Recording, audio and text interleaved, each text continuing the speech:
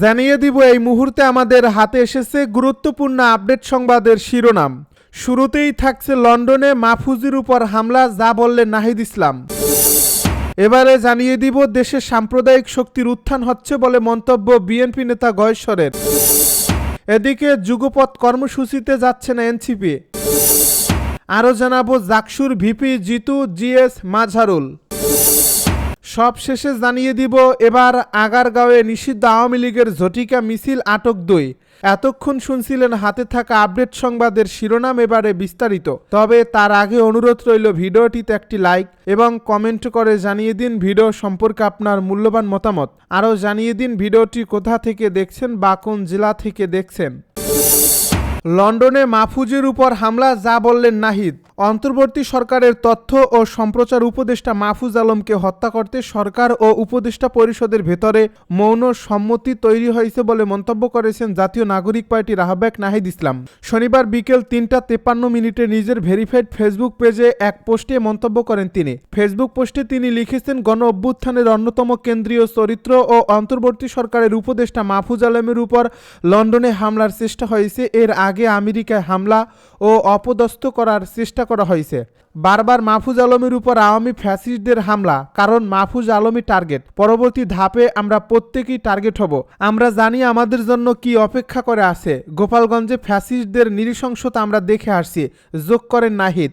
গণ অভ্যুত্থানের পর মাহফুজ আলমের ভূমিকা নিয়ে নাহিদ ইসলাম বলেন, ফ্যাসিবাদ বিভাজনের রাজনীতি করে মাহফুজ আলম। গণ অভ্যুত্থানের পরে অন্তর্বর্তী সরকার এবং এর দায় ও দরদের রাজনীতির কথা বলছে। মাহফুজ আলম গণ অভ্যুত্থানের পরে অন্তর্ভুক্তি এবং দায় ও দরদের রাজনীতির কথা বলছে, কিন্তু বাংলাদেশ সেই পথে হাঁটে নাই। আমরা দেখতে পেয়েছি ফ্যাসিবাদ বিরোধিতার নাম করে প্রতিক্রিয়াশীল ও প্রতিশোধের রাজনীতি শুরু করেছে বিভিন্ন গ্রুপ বা অবশ্যম্ভাবী ফ্যাসিবাদকে ফিরে আনবে। সময় প্রমাণ করবে মাহফুজ আলমই সঠিক ছিল, যদি ততদিন উনি বেঁচে থাকার সুযোগ পান। দেশে সাম্প্রদায়িক শক্তির উত্থান হচ্ছে বলে মন্তব্য গয়েশ্বরের। ফ্যাসিবাদ বিদায় হলেও দেশে সাম্প্রদায়িক শক্তির উত্থান হচ্ছে বলে মন্তব্য করেছেন বিএনপির স্থায়ী কমিটির সদস্য গয়েশ্বর চন্দ্র রায়। তিনি বলেন, মৌলবাদীরা এখন বেহেশতের টিকিট বিক্রি করতেছে, অর্থাৎ তাদের সঙ্গে থাকলে আপনি বেহেশতে যাবেন, আর তাগলগে না থাকলে আপনি দোজখে যাইবেন।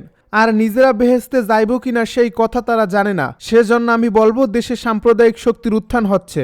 আমরা ফ্যাসিবাদের থেকে মুক্তি পাইছি, কিন্তু গণতান্ত্রিক মূল্যবোধ থেকে আমরা এখন সাম্প্রদায়িকতা, উগ্র উন্মাদনা সৃষ্টি শুরু হয়ে গেছে, যেটার মধ্যে দিয়ে মব তৈরি হবে। শনিবার দুপুরে এক আলোচনা সভায় তিনি এই মন্তব্য করেন।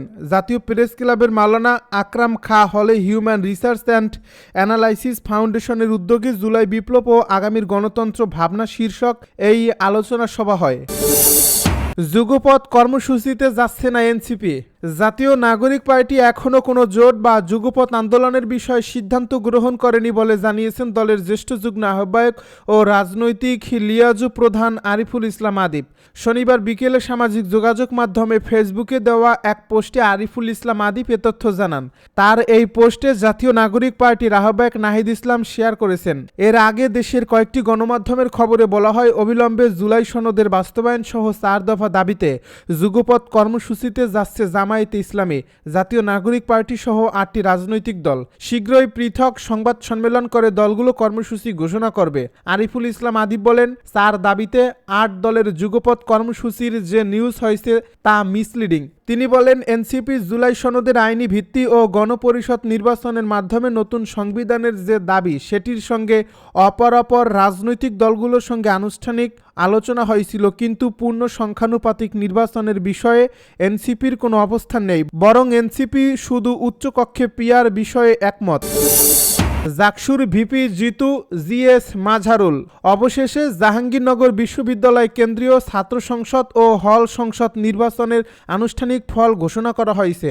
নির্বাচন অনুষ্ঠিত হওয়ার 40 ঘন্টারও বেশি সময় পর শনিবার বিকেলে এ ফল ঘোষণা করা হয়। এতে ভিপি পদে স্বতন্ত্র শিক্ষার্থী প্যানেল থেকে আব্দুর রশিদ জিতু ও জিএস পদে শিবির প্যানেল থেকে মোহাম্মদ মাঝারুল ইসলাম নির্বাচিত হয়েছেন। এছাড়া এজিএস পদে শিবির প্যানেল থেকে ফেরদৌস আল হাসান হাসান ও আয়েশা সিদ্দিকা মেঘলা নির্বাচিত হয়েছেন।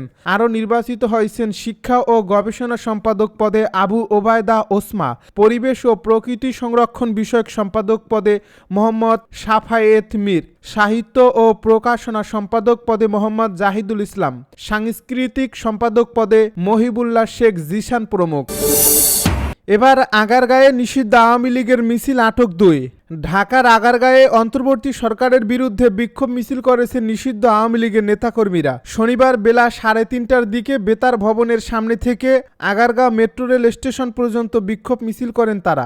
এ মিছিল থেকে 2 জনকে আটক করার তথ্য দিয়েছে পুলিশ। মিছিলে থাকা আওয়ামী লীগের এক নেতা bdnews24.com-কে বলেন, জননেত্রী শেখ হাসিনা সহ সারা দেশে আওয়ামী লীগের নেতাকর্মীদের মিথ্যা মামলা দিয়ে সরকার হয়রানি করছে। অবৈধ সরকার যা ইচ্ছে তাই করছে, এর প্রতিবাদে মিছিল করেছি। মিছিলের আশপাশে থাকা একজন পুলিশ সদস্য bdnews24.com-কে বলেন, বেতার ভবনের সামনে থেকে জড়ো হয় কয়েকশো লোক স্লোগান দিতে দিতে আগারগাঁও মেট্রো রেলের দিকে চলে গেছেন। আরেকজন প্রত্যক্ষদর্শী বলেন, মিছিলে অংশগ্রহণকারীরা শেখ হাসিনা জয় বাংলা, শেখ হাসিনা আসবে, বাংলাদেশ হাসবে, জয় বাংলা, জয় বঙ্গবন্ধু, হটাও ইনুস, বাঁচাও দেশ ইত্যাদি স্লোগান দিয়ে চলে গেছেন।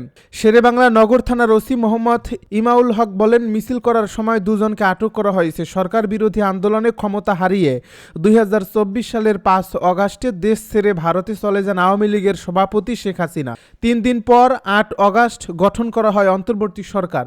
এরপর থেকে একে একে গ্রেপ্তার হতে থাকেন আওয়ামী লীগের মন্ত্রী, প্রতিমন্ত্রী সহ শীর্ষ পর্যায়ের নেতা ও প্রভাবশালী সংসদ সদস্যরা। আওয়ামী লীগের সঙ্গে জোটে থাকা অন্য দলগুলোর কয়েকজন নেতাকেও গ্রেপ্তার করা হয়।